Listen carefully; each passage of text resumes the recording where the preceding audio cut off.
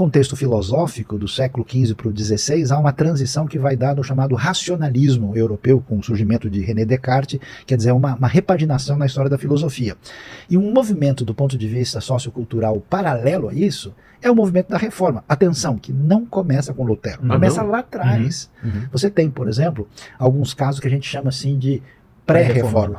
O que é essa pré-reforma? É gente que diz assim, peraí, alguma coisa está errada. Ficar só lendo Aristóteles e Tomás de Aquino não responde às perguntas. O jeito de ser da igreja medieval tem vários pontos de interrogação. Então, esse momento, que ano?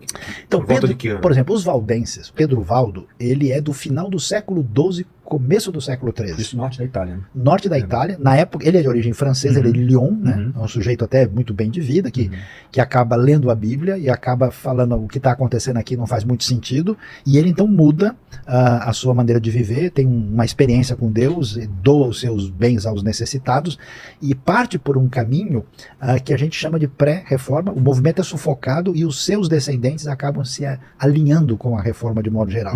Você vai ter um cara importante em Florença, mais tarde, chamado Jerônimo Savonarola. Né? Na Inglaterra você tem o John Wycliffe, né, que acaba sendo queimado por traduzir a Bíblia. Né?